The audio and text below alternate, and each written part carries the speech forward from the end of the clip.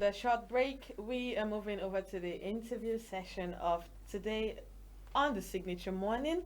And today we're going to be talking about addiction. And in the studio here, we have Ifeoma Nwatu, a teens coach that will be interacting with us on addiction and everything that involves addiction. Good morning, Ifeoma. Good morning. Good Good Please, morning. morning. Good could morning. you walk us through what addiction is and how it is different from habits? Okay. Addiction means different thing to different people, but I would define addiction. I would say addiction is an action that somebody is constantly engaged in, even when the person knows the possible consequences of that act. I can also say that addiction is a compelling, irresistible urge to do a thing. To me, that's what addiction is. There's this, you lose control, you don't have control. When the urge comes, you just want to do it, and until that is done, the person is not satisfied.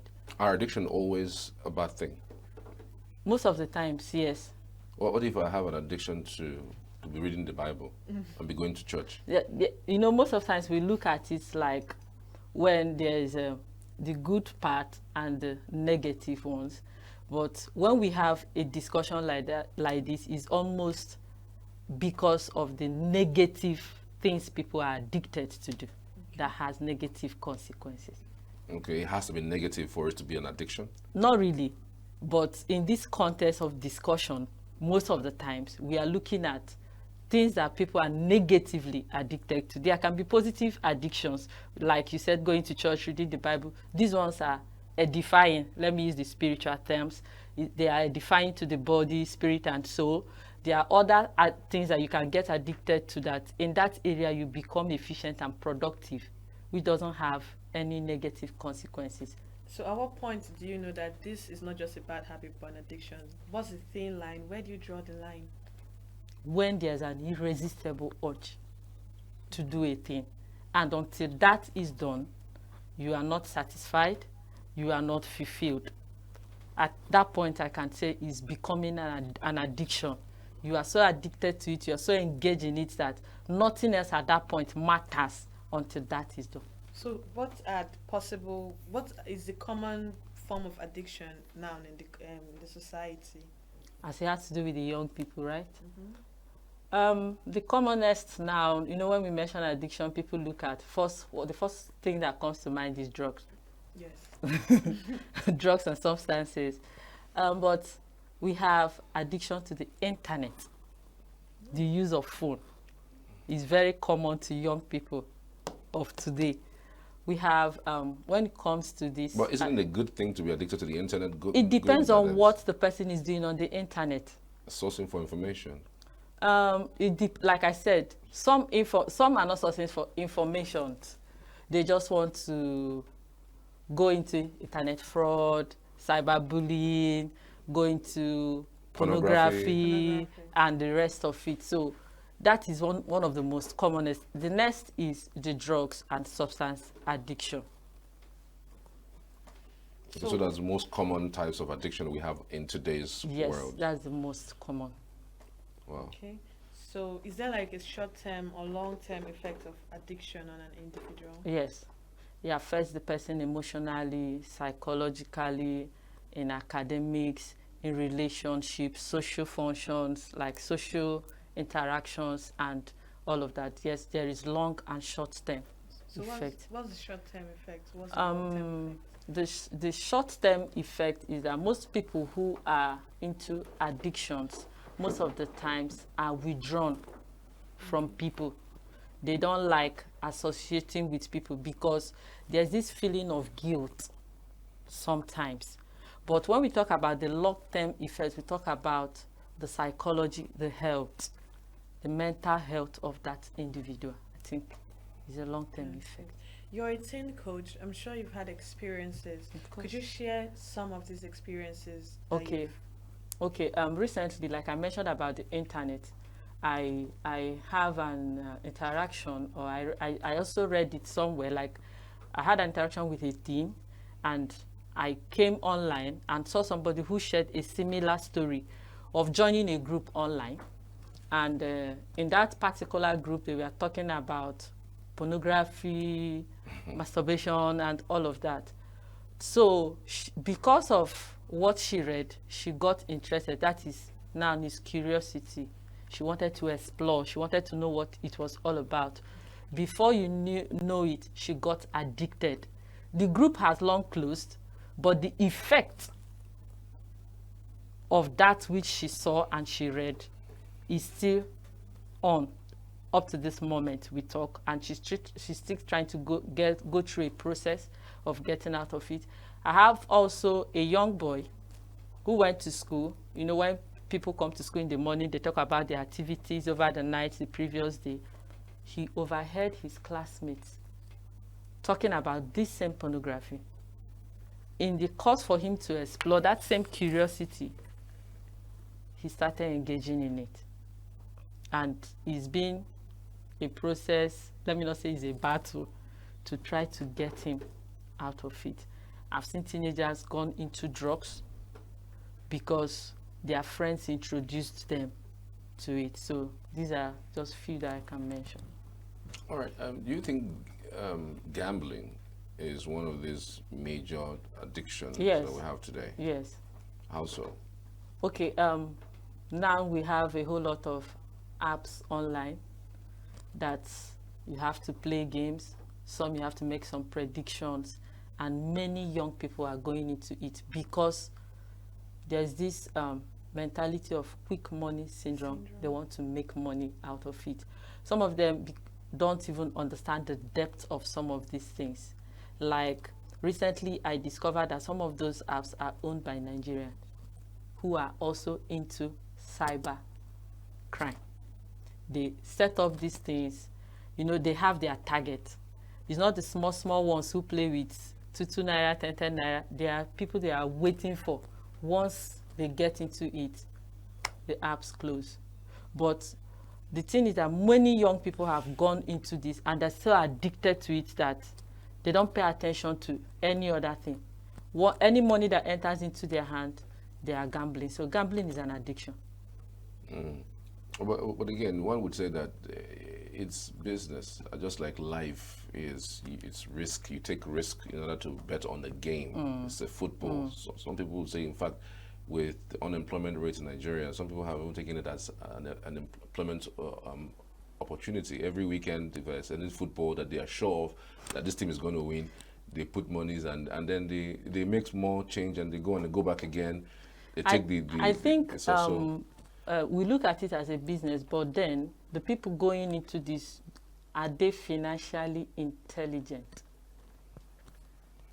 That's the question. Because before you start playing such games, you have to have a level of intelligence, how to manage finances, what you're going into. But you look at it, you see that some of these young people don't have this knowledge, and it makes them financially irresponsible. They just want to do it. They don't know that making money is a process. Just like the cigarette and the tobacco, the company itself would say smokers are liable to die young. Yet people smoke. People take these substances. It's not like they don't know the effect. So we will still say cigarette and tobacco industries, they are still doing business, but it has a side effect, which means whoever goes into it should have some kind of knowledge and tread with caution. That's why I said addiction is an irresistible urge, because I've seen young people who plays these gambles with their school fees. If the person is knowledgeable enough, the person should know my school fees is more important than this. Set priorities. Some people also set their school fees and make more money. Exactly. It's a 50-50 chance. Right. Yes. So you think that betting shops and betting companies should shut down? I'm not saying they should shut down completely, but I think there should be regulations. There are regulations. They make it just accessible But to people or adults above 18. Yes, I think there should be regulations. But the thing is, how far are we regulating these things? How much implementation of such laws do we have? Especially when we want to protect our young people. In the recovery phase of addiction, what are the common challenges that individuals face? Addiction is not something that starts in one day, and it's something that is not going to end in one day. It's a process. Because most of the people who go into addiction, you see that when they want to come out, they try, they relapse. They try, they relapse. I'm going to share a story with us, though it may be funny. I'm talking about myself. Okay. At some point in my life, I saw myself that I got addicted to raw gari, chewing raw gari. Really? Yes. So it doesn't While you were have to be younger? an intoxicating substance.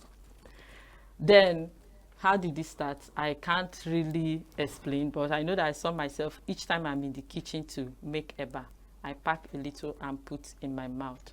Before you knew it, it became from a habit, it became an addiction that I can be in the office and I feel like chewing raw gari. I leave everything I do to go and chew raw gari. So at a point, you know, the best way to solve a problem is to identify that this is a problem. I knew that it's not like it's harmful, but I also knew it wasn't good for me because of the distractions. So I started working on it. At some point I try, I stop. I go again, I stop. So addiction, to break free from addiction, is a process. Because the challenges most people have is that sometimes when they find themselves in that environment, in an enabling environment, they don't resist it. But if you pull the person away from that environment, or let me say the triggers, the person seems to do better, but surviving within the trigger area is always a difficult thing. I think that's one of the challenges of breaking free from addiction. Still on relapses. If you take someone that's addicted to something from this environment to, you know, maybe be in a rehabilitation center here, regardless, you're still going to come back to this environment, and that's when a relapse happens. So how does relapse play? What role does it play in the recovery process? Like I said, in the recovery process, relapse is actually a challenge, but it doesn't mean it cannot be overcome. You can overcome the relapse, and that is how, when it comes to do with preparing your mind, you have to be deliberate, you have to be intentional, you have to be consistent in whatever you're doing. You have to be very, very consistent with it, because most of the times when this relapse happens, if the person is not strong, the person goes into self-isolation, guilt, depression most times. Some of them consider themselves as failures. Okay, so still on the addiction, when an addict does something bad, obviously under the influence, should that person be held accountable for that particular action? I think so, yes. Holding the person accountable, not out of to really mete out punishment, but I think is a measure to help the individual, and is also a measure to pull the person out, because when you know that if you are under an influence of a thing and you do something, you'll be held accountable. I think somehow it pulls the person back. Is a correction measure to an extent. Okay. To an extent. Okay, All right. Interesting. I like the conversation, really, but I'm just thinking, are there ways that you can basically give therapy to someone who is addicted to something? Because I understand that if you are addicted to gambling, it's not the same as someone who's addicted to alcohol. Yes. If you're addicted to alcohol, it's not the same person who are addicted maybe to sex or any kind of internet or what have you. I'm just wondering, what different ways do you suggest that people can embark upon in order to come out of the addictions? Okay, first of all, like I said, you need to identify that it is a problem and is a challenge. And you need to make up your mind that you want to conquer this. You know, many people, when they want to come out of addiction, you see them, it's just like winning in the north and losing in the south. They may leave gambling and go into taking alcohol. Some will leave alcohol. Maybe the person was smoking and taking alcohol. The person drops smoking and continues with alcohol. But when you want to come out of addiction, I think the first thing you should do is to stay away from your triggers. It may be an environment, it may be an association, it may be the substance itself. Put it away from you. Secondly, I encourage them to speak up. Talk to somebody about it. Seek counseling. Go for a therapy section or a counseling section. And also, I also encourage that you get something like an accountability partner.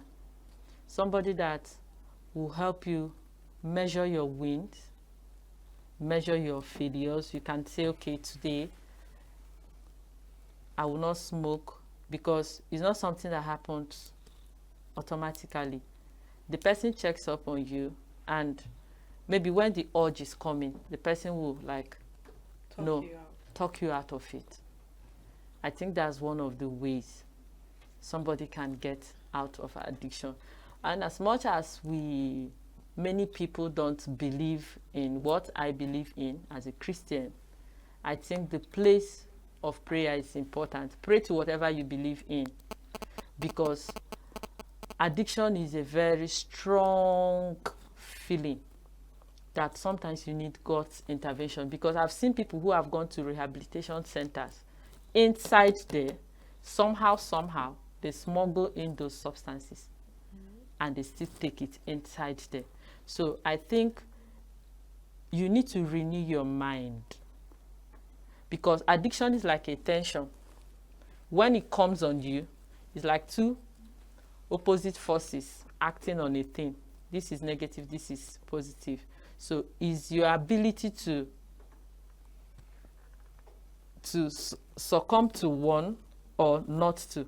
So I think when you make up your mind and say, no, I'm not going to do this, affirm it in your heart. Tell yourself, I'm coming out of this. Even if you fail, you don't give up. You say, I'll still try again. So the mind plays a big role too. Then I think the person who is is into addiction needs a kind of a community support from family. Because when I talk about young people, you see a young person who is into addiction, and maybe the family have tried one or two, the next thing they start stigmatizing, start talking down on the person. So you're trying to pull somebody out of one addiction, but somehow you're pushing the person into another one. You talked about rehabilitation centers being porous, where people still smuggle in substances that are not supposed to be there. What has been done so far to help curb that from happening? Well, I've not been to a rehabilitation center, but from what I have heard, things like that happen. So I think if there's a rehabilitation center, there are some law enforcement agencies that should work with these centers to make sure that they curb this porous attitude or ways where things have been smuggled into the rehabilitation centers. Make sure there's enough security, enough check-ins to be sure that everywhere is somehow very tight also. So I think that is important. And those people who manage these rehabilitation centers should know who they employ, because most of the times it's coming from their workers. I don't know why you want to, do I call it the act of building by destroying? You want to build, at the same time you're destroying. So I think they should also pay attention to their workers. Make sure that whoever you're bringing in is competent and is accountable. Still on addiction, you talked about pornography, masturbation, and the rest of it. These, when someone is being addicted to womanizing is a thing, right? And you see people, the invention of sex toys to help with that. So, and I know sex toys are addicting too. So, in this situation whereby you are trying to, work on your urge and not be out there, and at the same time, you're struggling with something artificial like this, how can this person be helped? Like I said, I think the person should seek counsel, seek therapy, because the issue of sexual addiction is very deep. Because I've talked with people, and you understand that most of the times, because they don't want to be labeled a womanizer, so to say, or a sex addict, they go behind closed doors and do these things using the artificial toys and all of that. So I think the person needs to go through a therapy section. That is, if the individual wants to come out of it, because you cannot actually save who don't want to be saved. I know you mentioned earlier that sometimes these addictions come from association, the people you hang out with. Aside that, do you think there's a source of this addiction aside the people you associate with? Do you think it's also family oriented? Do you think it's also community oriented? How does one, spot these sources and then avoid the sources of some of these addictions? Okay, there are sources. Like, I gave us an instance of somebody who had overheard a discussion. It was curiosity in this case. The need to explore. Some go into addiction because of anxiety, fear, depression. So I think if you know that your community or the family orientation, like you said, is a trigger, you need to, it's either you separate yourself from that environment, or you bring what we call in the Nigerian language a tough skin. You make up your mind that everybody is doing it doesn't make it right. Choose to be different.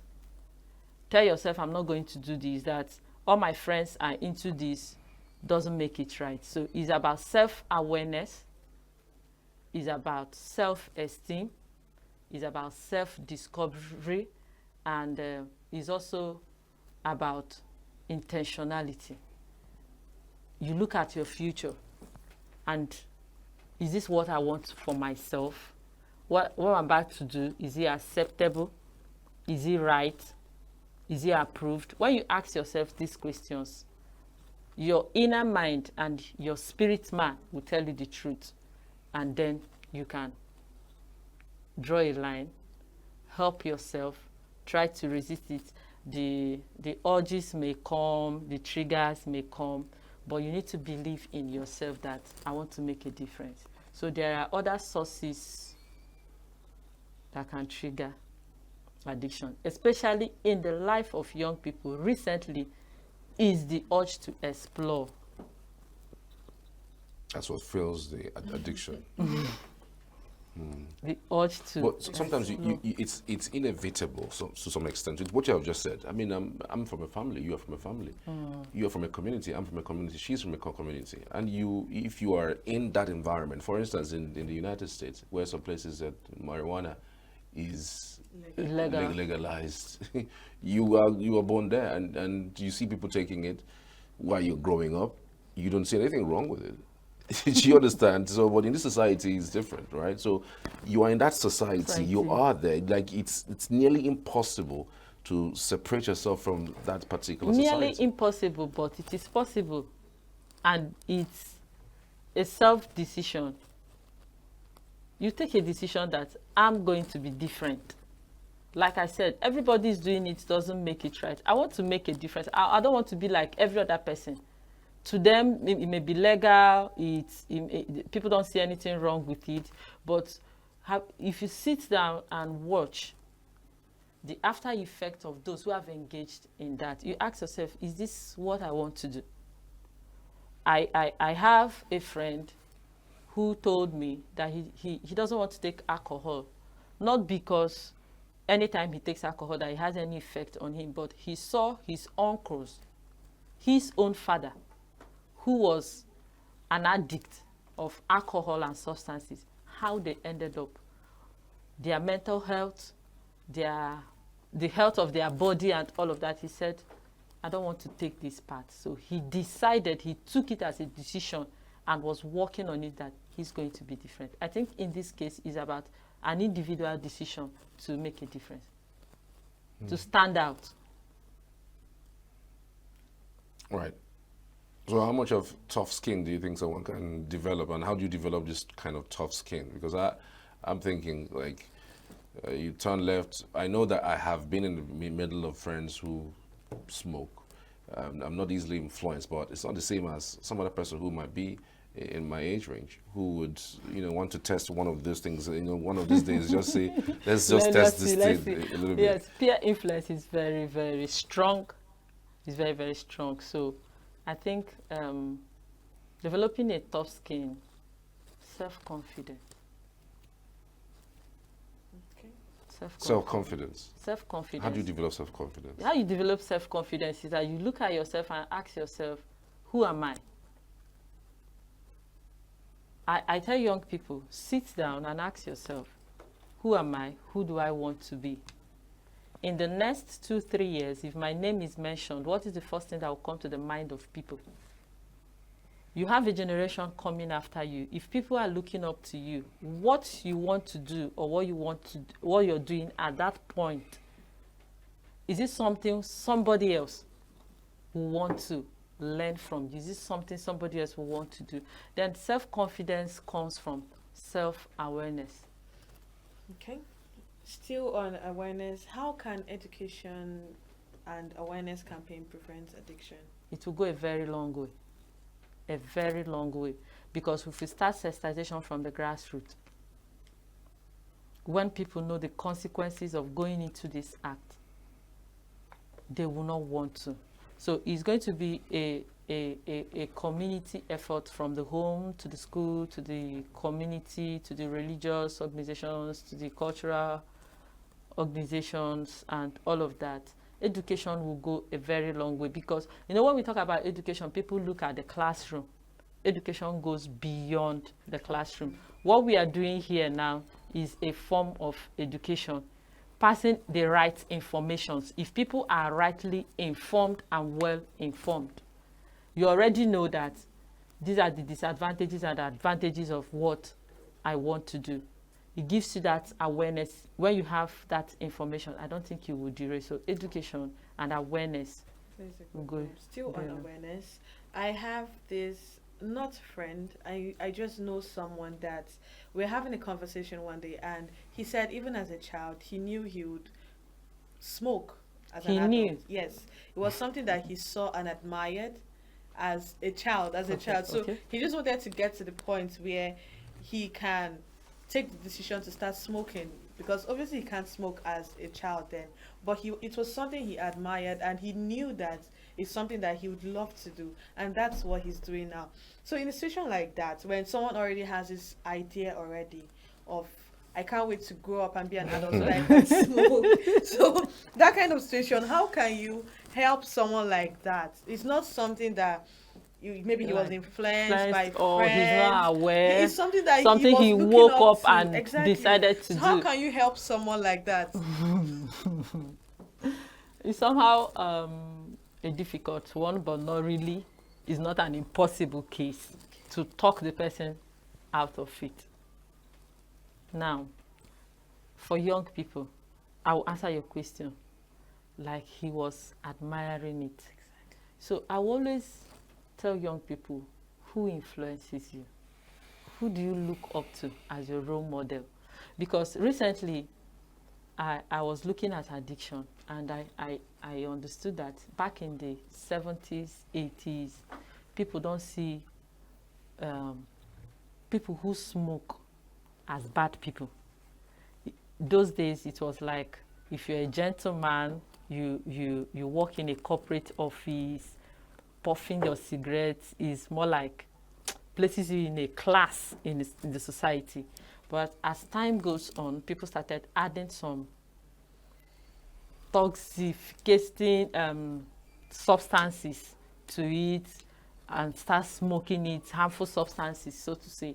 So in the case of this young man, maybe there's somebody he admires so much, maybe somebody that, because when you meet some young people and you're trying to tell them you don't need to smoke, you don't need to go into drugs, they will mention names of people in high positions in the country who are billionaires, and they tell you, if this person is smoking, I can smoke, there's nothing wrong with it. But we can come from an aspect to talk somebody out of it, and one of it is the health. Quite interesting, really. You can tell the person, now this is, but have you considered your health? Have you considered the implications of this on your health? So we can actually come from that aspect to talk to this person. Do you think it's a disease, a choice, or a moral failing? Addiction. Oh, it's not a disease, so to say. Okay. But I think sometimes it's a choice. It's what? It's a choice. It's a choice. Yes. Some people choose to. Like in the case of this young man, it's a choice. Nobody influenced him. It's a choice. It's something he desired to do. So you will not say somehow there's an influence because he saw somebody doing it. But he had a choice to say no. But he desired it. And that was why he walked into it. So it's more of a desire sometimes than a choice. Sometimes it's a desire and sometimes it's a choice. So I won't say, I think it's more of a choice than a desire. Than a desire. So people just choose to do what it is that they want to do, irrespective of yes, whatever because it you is. have options to choose from. What you want to do. What you want to do. You have options. I mean, that's why it's an addiction. You have options. So when you are addiction is simply choosing something above every other thing. That thing matters to you more than every other thing. And that is why most of them, when you see somebody who is so much addicted into drugs, no amount of food that you give to that person until he takes that substance, he's not satisfied. Wow. Interesting. Very interesting. Ifeoma Nwatu, team coach, many thanks. We truly appreciate your insights. It's been one revealing topic this morning. Thank you for breaking it down. Thank you. All right. We're back after this short break for another discussion. Do stay with us.